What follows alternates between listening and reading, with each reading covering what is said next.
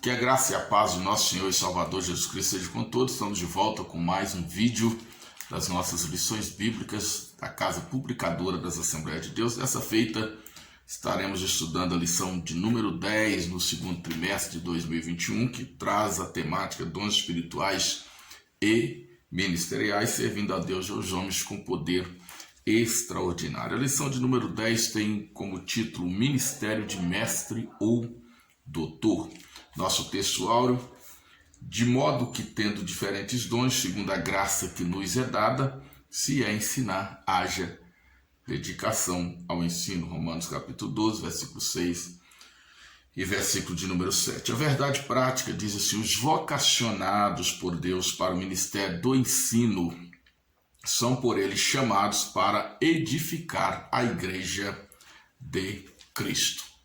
Bem, queridos, nós temos como objetivo nesta lição retratar a missão do ministério do doutor ou do mestre na igreja. Sabemos que esse ministério, como os outros 4 de apóstolos, evangelistas, profetas e pastores, é também um ministério indispensável à congregação, é um ministério indispensável à igreja do Senhor Jesus Cristo.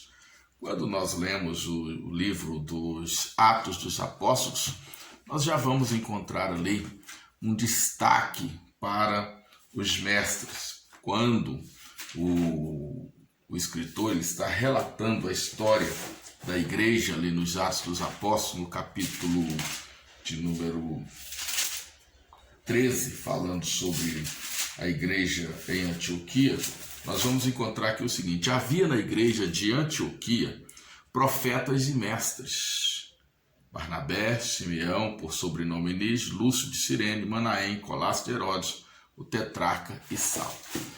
Por aqui nós vamos compreender que o ensino na igreja, ele não é apenas um departamento, ele não é apenas uma organização física, material, dentro da organização que é a igreja, como uma instituição terrena. Mas o ensino e a função do mestre é uma função espiritual.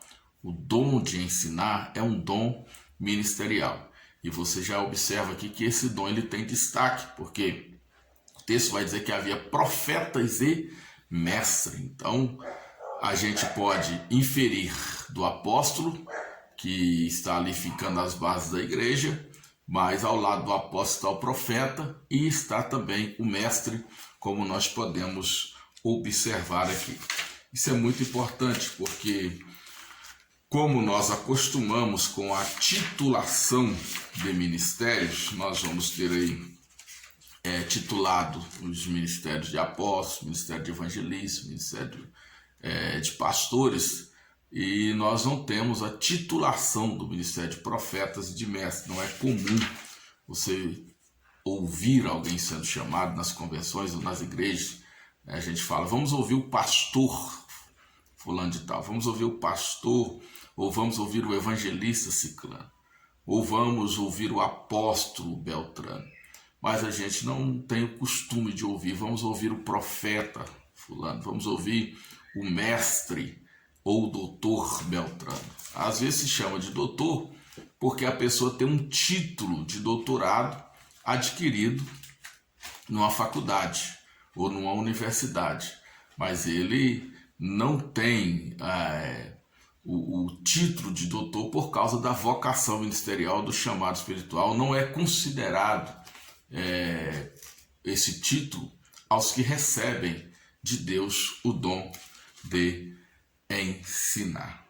E essa lição ela é importantíssima porque ela traz a evidência que a igreja ela possui, dado por Jesus, esses 5 ministérios que são necessários de forma isonômica. Todos esses ministérios não compreendem que hierarquia, um não está sobre o outro, mas todos são necessários à igreja do Senhor Jesus. O primeiro tópico da nossa lição vai falar sobre Jesus, o mestre por excelência. E no primeiro momento, ele vai localizar aqui o o trabalho de Jesus na Galileia, o mestre da Galileia. Jesus era o mestre da Galileia. A gente vai perceber que Jesus inicia o seu ministério na Galileia. Ele cresce em Nazaré, onde ele tem a sua infância, a sua adolescência. Aos 30 anos de idade, ele começa ali o seu ministério ensinando as pessoas, anunciando que havia chegado o reino de Deus, pregando o evangelho, curando e libertando as pessoas. E Jesus, ele é reconhecido como mestre, como um ensinador, porque ele tem a capacidade de traduzir, de esclarecer a lei, de forma que os rabinos da sua época não conseguia trazer à luz aquilo que estava escrito. Mas Jesus, por ser o tema central da Bíblia, inclusive a lei apontava para ele é o cumprimento de toda a lei, então ele era a própria lei materializada, ele não tinha dificuldade em expressar, seja para o douto, seja para o indouto, seja para o grande, seja o pequeno. Jesus alcançava a todos com o seu ensino. E o comentarista vai dizer na lição que aqueles que ouviam Jesus, eles tinham que tomar uma decisão. Ou eles iam amá-lo ou iam odiá-lo. Então nós temos que os simples, os humildes, aqueles que estavam ali despidos de qualquer conceito ou preconceito, eles recebiam a palavra de Jesus e louvavam a Jesus pelo ensinamento que recebiam.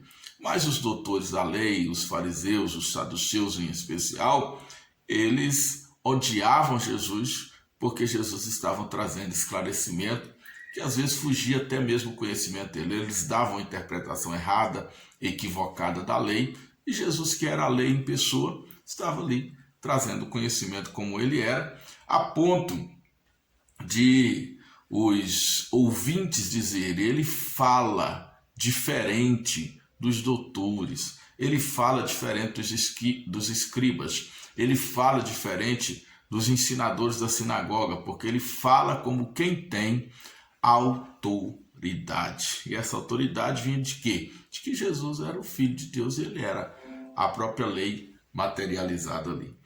O segundo ponto diz que Jesus é o mestre divino. Nós vamos observar que Jesus, ele é considerado Deus. Quando Nicodemos, ele se aproxima de Jesus, ele diz: mestre, bem sei que és mestre vindo da parte de Deus, porque ninguém pode fazer as obras que tu fazes se Deus não for com ele. Então Jesus era um mestre divino, havia esse reconhecimento de que ele estava ali como um representante de Deus, ou até mesmo como o próprio Deus. Ele é chamado de mestre por várias vezes, e aqui nós vamos observar o destaque de Nicodemos, no capítulo 3 do Evangelho de João, de que Nicodemos é uma pessoa do Sinédrio, uma pessoa de posição social elevada, é também um mestre. Jesus fala: você é mestre em Israel e não consegue entender o que eu estou falando, não sabe o que é o novo nascimento. Então um mestre procurando um mestre supremo. Nicodemos não ia procurar Jesus se não o considerasse como um mestre divino, como um mestre supremo, como um mestre superior. Então esse dom do ensino, ele fazia parte da vida do Jesus homem. Ele estava dotado de saber, ele estava capacitado pelo Espírito Santo para ensinar acerca do reino de Deus. O terceiro ponto fala o mestre da humildade. A maior virtude de um mestre é a sua humildade, porque o mestre é aquele que precisa ter a capacidade de descer ao nível do aluno. Eu sempre gosto de dizer que a palavra aluno, ela significa sem luz, aquele que está nas trevas, aquele que está na escuridão. É por isso que lá em Mateus, no capítulo 4, versículo de número 16, o texto diz: o povo que estava em trevas viu uma grande luz, e aos que habitavam na região das sombras da morte, a luz raiou. E quem era essa luz? Era o próprio Jesus, o mestre por excelência, que estava trazendo luz. E luz é conhecimento, luz é o revelar, é o tirar o véu, é o tirar a cortina e deixar que as pessoas conheçam, deixar que as pessoas entendam. É por isso que lá no Evangelho de João, no capítulo de número 8, versículo 32, vai dizer: conhecereis a verdade, e a verdade vos libertará. Olha o conhecimento da verdade. E aí o versículo 36, se o Filho vos libertar, verdadeiramente sereis livres. Então isso é muito interessante, porque Jesus, ele é essa verdade, Jesus, ele é esse ensinador, ele é esse mestre, e a principal virtude desse Jesus é a humildade. A humildade dele está desde a sua vontade de encarnar, de descer. Ele deixa a sua glória, ele deixa os céus, ele vai se encarnar no ventre de uma mulher, ele vai tomar uma forma humana e depois ele desce aos valados, ele desce às pessoas mais pobres e ainda vai descer às partes mais baixas da terra, como a Bíblia informa. Ele desce ao nível da morte, ao nível do inferno, para trazer consigo todos os condenados, todos os oprimidos, todos aqueles que dependiam da sua salvação. O mestre que não tem humildade, ele não consegue se aproximar das pessoas. Por quê? Ele está num nível diferenciado, é claro. Ele está num nível diferenciado. Ele tem algo que o outro não tem. E é esse algo que o outro não tem que ele precisa compartilhar com o outro. E como vamos compartilhar se não somos humildes o suficiente para descer ao nível daquele que não sabe, daquele que não tem? Para termos a paciência necessária, porque às vezes nós precisamos ainda conquistar o aluno. O mestre tem que conquistar o aluno. Se você não conquista a pessoa não vai querer saber do que você está falando. Você não vai conquistar a atenção, a mente dessa pessoa para imprimir aquela mensagem, aquele conhecimento que você quer transferir. Alguém já diz que ensinar não é apenas transferir conhecimento, mas ensinar é transformar, é penetrar, é entrar na vida do outro, é tirar o outro de uma situação de falta de conhecimento para uma transformação, para um ser melhor, para um agir melhor e para um fazer melhor. Então isso é muito importante. Tanto que a gente aprende que a gente tem que, no ensino, aprender a ensinar. Não é isso? Nós temos que aprender a ensinar. E aprendendo a ensinar, a gente também vai aprender a fazer. E aprendendo a fazer, a gente também vai aprender a ser. Então a gente ensina, a gente ensina a teoria, a gente ensina a prática e a gente transforma a vida das pessoas. E é só com humildade que alguém consegue fazer essas coisas. Então Jesus, ele é o mestre da humildade e ele demonstrou isso em vários momentos, tanto no contato com as pessoas. Ele, como sacerdote, ele fazia o que os sacerdotes humanos não faziam. Tinha um velório, tinha um defunto, tinha uma pessoa chorando, Jesus aproximava dessas pessoas. Jesus tocava nessas pessoas. Tinha um leproso, Jesus também se dirigia a essas pessoas. Então Jesus ensinava a ser, não apenas a fazer. Jesus ele não levava apenas a teoria, mas ele levava a prática e ele levava a transformação, porque ele era uma pessoa totalmente diferenciada. E ensinando aos seus discípulos sobre isso, Jesus, depois da ceia, cinge-se com a toalha e vai lavar os pés dos discípulos, o que era algo inadmissível para um mestre, para uma pessoa que estava numa posição elevada. Ele tinha que ter os seus pés lavados e não lavar os pés dos outros. Mas Jesus ensina que quem quiser ser o maior precisa ser o menor. E o mestre precisa ter humildade, precisa descer ao nível daqueles que ele quer ensinar e principalmente daqueles que ele quer transformar. O tópico 2 da nossa lição diz: o ensino das Escrituras na igreja do primeiro século. Primeiro, o ensino é uma ordem de Jesus. Jesus mandou ensinar. E ensinar, gente, é diferente de apenas comunicar o Evangelho, de apenas pregar o Evangelho. Mateus capítulo 28, versículo 19, diz: "Ide ensinai todas as nações, batizando-as em nome do Pai, do Filho e do Espírito Santo, ensinando-as a guardar todas as coisas que eu vos tenho falado." É importante pensar nisso, porque às vezes as pessoas dizem assim: olha, fulano prega, fulano não ensina. Se alguém prega e não ensina, ele também não está pregando. A pregação também precisa ser um ensino. Pregação precisa ter introdução, precisa ter desenvolvimento. O desenvolvimento, nós vamos falar que a pregação tem começo, ela tem meio e tem fim. Ela tem a sua introdução, ela tem o seu desenvolvimento, ela tem a sua conclusão. Todo pregador precisa saber aonde que ele quer chegar e a mensagem que ele quer transmitir. Jesus não fala, lá em Marcos a palavra é traduzida por ide pregai. Aqui em Mateus é traduzida por ide ensinai. Então, nós temos essa responsabilidade de ensinar, porque o ensino, ele é uma ordem do Senhor Jesus Cristo. Por isso, o mestre, ele é extremamente necessário na igreja, porque a palavra precisa ser ensinada.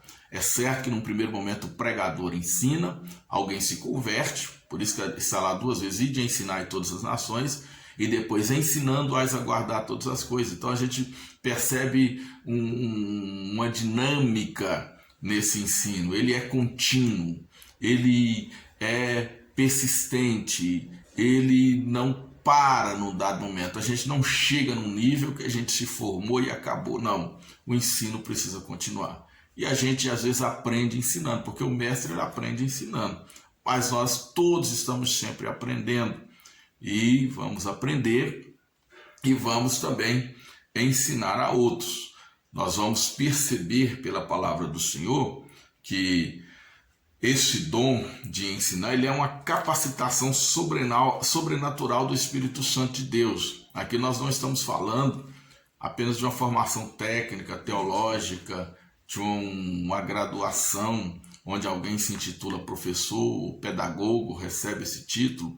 É lógico que essas formações, essas conquistas, essas ferramentas, esses instrumentos, ajudam a pessoa no desenvolvimento do seu trabalho, mas, acima de tudo, o mestre do Evangelho, o mestre que ensina na igreja, ele precisa dessa vocação de Jesus, desse chamado e dessa capacitação espiritual e sobrenatural para ensinar exclusivamente o Evangelho, que não é qualquer coisa, é algo especial, singular e sobrenatural. O Evangelho não é algo formado nas academias, não é uma teoria, não é uma ciência dos homens, mas é uma ciência divina, uma ciência de Deus. Somente em Deus, vocacionado por Deus, nós podemos adquirir a capacidade para ensinar a palavra de Deus, ensinar o Evangelho. O segundo ponto aqui diz sobre a doutrina dos apóstolos. Atos 2:42 informa que os discípulos perseveraram na doutrina dos apóstolos, na comunhão, no partir do pão e nas orações. E em cada alma havia temor, e muitas maravilhas e sinais se faziam pelos apóstolos. Nós sabemos que os apóstolos foram responsáveis pela explanação da doutrina. Eles foram chamados para dar continuidade à obra, para promover a expansão do reino de Deus. Esses apóstolos passaram 3 anos com Jesus, aprendendo com Jesus. Teoria, prática. Eles ouviam a Jesus. Chegou o momento que Jesus lhes mandou ir e saírem e fazerem a sua obra. E no último momento, Jesus agora fica em Jerusalém, até que do alto vocês sejam revestidos do poder. E ao ser revestido do poder, nós vamos ter aqui o destaque, como lemos aqui na introdução, em Atos capítulo 13. Uns receberam o dom de profeta, outros receberam o dom de apóstolo, outros receberam o dom de pastores, outros receberam o dom de evangelista, outros receberam os dons de mestre. Então aqui eles estão capacitados pelo Espírito Santo. E o que era ensinado? A doutrina dos apóstolos. Os apóstolos tinham a responsabilidade de pôr o fundamento, que é Cristo, que é o Senhor Jesus, tudo que eles haviam aprendido de Jesus eles transmitiam, e os mestres precisavam agora, com sua técnica didática, com a sua capacidade de trazer as pessoas para si, de conquistar as pessoas, imprimir na mente delas, no coração, na alma, no espírito delas, o ensinamento da doutrina do Senhor Jesus. O terceiro ponto, ele fala sobre o ensinamento persistente. O que é o ensinamento persistente? Eu já disse isso aqui. O ensinamento, ele não é limitado. O ensinamento, ele não é um ensinamento que você tem hoje e amanhã já não tem mais. Tantos mestres estão aprendendo dias após dias, quanto devem ensinar continuamente. Esse ensinamento, ele é contínuo. É por isso que a igreja vai sempre precisar de doutores, de mestres. E a igreja precisa se abrir para a operação do Espírito Santo, a fim de que o Espírito Santo continue sempre levantando novos mestres, novas pessoas para ensinarem a palavra do Senhor Jesus. Os apóstolos, os mestres, eles persistiam no ensinamento, nas casas, nas sinagogas, nos pequenos grupos, onde eles estavam ensinando. Se nós acompanharmos Paulo, como Paulo ganhava almas, veja que às vezes ele chegava, sentava e começava a ensinar sobre a lei de Moisés e mostrar que a lei apontava para Cristo. A primeira pregação que o apóstolo Pedro fez foi uma aula da Torá, mostrando que todos aqueles acontecimentos, desde a vocação, desde o chamado de Abraão, apontava para Jesus. E o que Jesus, ou seja, o que estava acontecendo no dia de Pentecostes, seria o derramamento do Espírito profetizado por Joel. Lá em Joel, no capítulo 2, versículo 28, que estava acontecendo. Então ele precisou ensinar isso, aclarando, demonstrando, porque os judeus que os ouviam, ou todas as pessoas que o ouviam ali, talvez tivesse um entendimento diferenciado, talvez tivesse tido uma teoria diferente ali ensinada nas sinagogas, mas agora Pedro está realmente mostrando o que aconteceu. E sabe o que mais impressionou as pessoas, em especial aos membros dos sinédrios, aos considerados doutores e mestres daquela época, é que Pedro era considerado um homem douto, um simples pescador, e agora dando uma aula da Torá, dando uma aula da Bíblia judaica, e convencendo as pessoas de que Jesus era o Messias, de que Jesus era o Cristo, o Salvador que Israel estava esperando. O tópico 3, meus amados, diz a importância do dom ministerial de mestre. Será que é importante esse dom na igreja hoje? E o ponto 1, nós temos uma necessidade urgente à igreja. A palavra do Senhor diz: o meu povo perece por falta de conhecimento. Nós estamos vivendo um tempo em que as pessoas prezam muito pelo emocionalismo.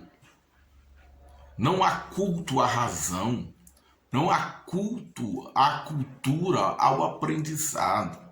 E nós precisamos ser moldados pela cultura bíblica. Nós precisamos adotar a cultura bíblica.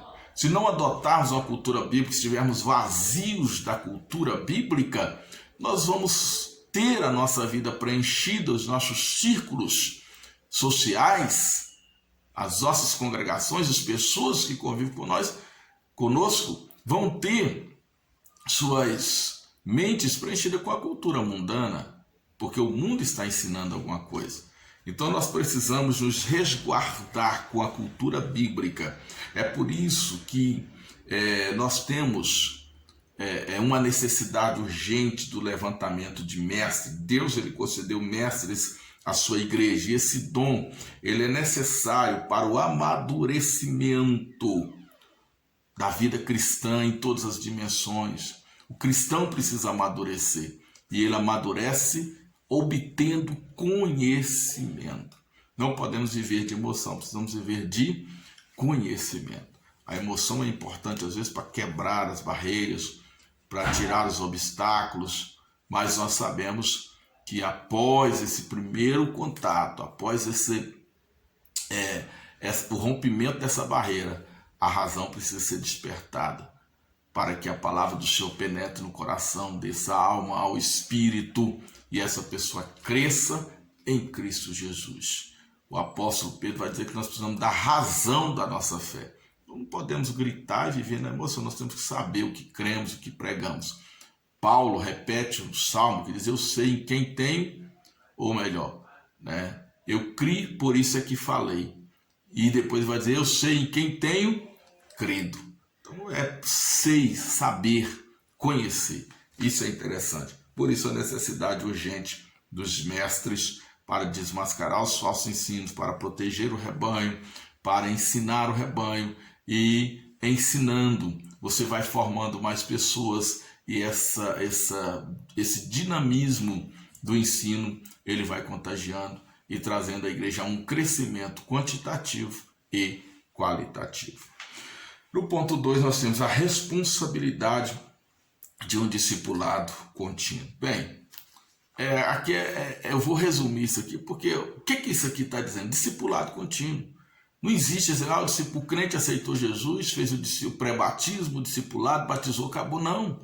O discipulado ele é contínuo. É por isso que a gente precisa estar sempre na escola dominical. O professor, para ensinar, precisa aprender. Então a gente estuda, a gente aprende e a gente ensina. Assim nós estamos sendo discipulados e estamos discipulando a outros. É por isso os cultos de ensinamento. É por isso a escola bíblica dominical. É por isso os seminários. É por isso as escolas bíblicas de obreiro. É por isso as escolas bíblicas de líder. Porque o discipulado é contínuo, é constante. Nós não vamos alcançar aqui o nível de excelência, pós-doutorado em Bíblia. Não. Espiritualmente falando, não. A palavra é viva, a palavra é dinâmica, e nós precisamos estar aberto para um aprendizado constante, para um aprendizado contínuo, para aprender a ensinar, para aprender a fazer e para aprender a ser, para a glória do nome do Senhor Jesus. Terceiro ponto fala sobre os requisitos necessários ao mestre. O que um mestre deve apresentar? Quando o Espírito Santo chama alguém para ensinar, como identificar que verdadeiramente essa pessoa é chamada, é vocacionada para o ensino? Veja, queridos, que existem muitas pessoas que ensinam muito bem. Você tem professores na faculdade, ateus às vezes, ou que professam outra religião, que são muito bons naquilo que ensinam. Mas é lógico que o conteúdo que essa pessoa ensina é outro. Aqui nós estamos tratando do ensino da palavra de Deus, então existe uma especificidade, existe uma singularidade. Quais seriam então as características do mestre? Você vai ver pessoas que podem até chegar na igreja e falar muito bem, mas o conteúdo da sua mensagem, o que ela está passando, é muito importante. Então, as características de um mestre, de uma pessoa vocacionada pelo Espírito Santo de Deus para ensinar na igreja, a primeira delas é ser um salvo em Cristo. Uma pessoa que não crer em Cristo, uma pessoa que não admite que Jesus Cristo é o Filho de Deus, que ele se encarnou no ventre de uma virgem, que ele viveu aqui na terra, que ele morreu, que ele ressuscitou e que nós dependemos dele para a nossa salvação, ele não pode ser um mestre da igreja. E aí, nós temos que desconfiar daquele professor que ensina a Bíblia, mas não crê na Bíblia. E hoje nós estamos aí cheios de liberais, ou de teólogos liberais, que não creem na Bíblia como a palavra de Deus, que diz que a Bíblia contém a palavra de Deus, que diz que a Bíblia pode se transformar na palavra de Deus, mas um mestre vocacionado pelo Espírito Santo, a primeira característica, salva em Cristo. E ele diz, a Bíblia é a palavra de Deus. Ele precisa ser um salvo em Cristo Jesus. Segundo, esse mestre, ele tem que ser uma pessoa que goste de ler, tem que ter o hábito da leitura. Né? Nós sabemos que o brasileiro é considerado uma pessoa preguiçosa para a leitura, mas nós precisamos desenvolver o hábito de leitura. O professor precisa primeiro gostar de ler a Bíblia. E é tanto que a Bíblia você lê ela uma vez, 2 vezes, 10 vezes, 20 vezes, né? Conhecemos pessoas que leram a Bíblia mais de 200 vezes. Tem pessoas que leem a Bíblia todo ano. Conheço outros que leem a Bíblia 4 vezes por ano. É preciso gostar da leitura, porque a leitura dinamiza a mente, dinamiza o cérebro, traz conhecimento e nos permite estar aprendendo a cada dia mais para dar o nosso melhor, para ensinar o nosso melhor. Aí depois, em terceiro lugar, vem o preparo intelectual. É lógico que a gente não pode dispensar o preparo intelectual. Um professor que não tem um curso teológico, um professor que não busca as técnicas do magistério, ele vai ser um professor defasado, um professor deficiente. Então você pode ser melhor. Se você tem a vocação, se prepare. Veja que Jesus primeiro preparou seus discípulos durante 3 anos e depois ele diz, agora vocês precisam ser revestidos do poder. Aí eles foram revestidos do poder. Tem gente que faz o contrário, ele é revestido do poder, mas ele não busca os preparos, as técnicas. Jesus era especialista em ensinar. Jesus tinha uma pedagogia linda. Jesus conseguia entrar no nível das pessoas, usar do nível. Se ele estava falando para pescadores, ele falava de pesca. Se ele estava falando para agricultores, ele falava de agricultura. Jesus usava elementos do seu tempo, muito conhecidos das pessoas, na sua didática, para tornar a sua lição compreensível. Então, quando o professor não tem um preparo intelectual, ele não tem essa capacidade de facilitar as coisas, de se utilizar dos meios, das técnicas, da didática, para promover o conhecimento, para aclarar aquilo que ele quer passar. E às vezes ele fica só na teoria, na leitura e não consegue alcançar a mente e o coração do seu ouvinte. Por último, na letra D nós temos aqui um coração em chamas. Quem quer ensinar precisa gostar de ensinar, precisa ter um coração fervoroso para ensinar. Um mestre, ele não pode ensinar por ensinar.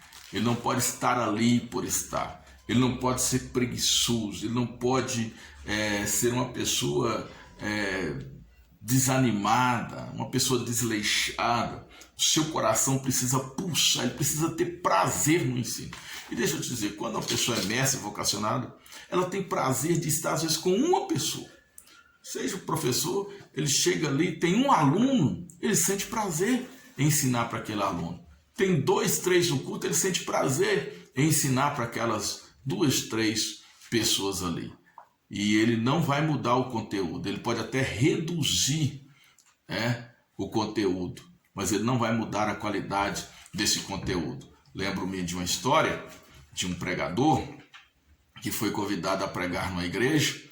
E ele estudou muito, estava bastante empolgado, e ele então chegou ali na igreja e queria pregar. Mas quando ele chegou na igreja, tinha apenas 5 pessoas na igreja. Ele achou que ia ter um tempo cheio, muito lindo, e queria esbanjar ali o seu conhecimento, demonstrar aquilo que ele tinha estudado, que ele sabia. Mas quando ele chegou ali, se decepcionou com o número de pessoas. E ele perguntou para um presbítero já idoso que estava ali, dirigindo, responsável por aquele trabalho, e agora? Eu prego, o que o senhor acha? Ou eu mudo a mensagem, eu prego a mesma mensagem? E o presbítero, um homem experiente, desentrega a palavra que o senhor colocou no seu coração. Não interessa a quantidade de pessoas, você deve pregar a palavra que o senhor te deu. E o pregador então pegou todos o seu esboço e começou a pregar, e a pregar, e a pregar, e a pregar, e a pregar, tá? E foi passando ali 1 hora, 1h30, e ele pregou todo o seu sermão que ele tinha preparado ali. Quando terminou, ele perguntou ao presbítero, e aí, o que o senhor achou? O presbítero disse para ele, olha, a comida muito boa, o alimento muito bom, mas o alimento, ele é dado de acordo com a quantidade das pessoas. Então você pode dar a mesma comida, mas não na mesma quantidade. Então é importante, porque você precisa manter a qualidade, mas às vezes precisa diminuir a quantidade. Então precisa se adequar ao espaço, precisa se adequar à quantidade de pessoas, precisa se adequar ao nível das pessoas para saber de onde você vai partir para o ensino. Então o mestre, ele é essa pessoa vocacionada e ele vai ter de Deus essa orientação. Ele vai conseguir ali dentro de situações adversas, alcançar o seu objetivo, que é ensinar a verdade acerca do reino de Deus. Que Deus abençoe sua vida. Você que é vocacionado para ser mestre na Escola Bíblica Dominical, saiba que essa sua função, esse seu dom, ele é importantíssimo. Você enfrenta adversidade, você enfrenta muitos desafios, porque o conhecimento liberta, o conhecimento transforma, o conhecimento, ele promove o reino de Deus, ele traz qualidade ao ambiente. E o diabo não gosta de você, ele não quer que você continue ensinando. Por isso, muitas vezes, ele quer parar você, ele quer fazer você desanimar. Mas que Deus tenha misericórdia da sua vida e que você possa continuar levando essa palavra aos corações com a graça que o Senhor tem te dado para ser mestre, para ensinar o caminho, a verdade e a vida.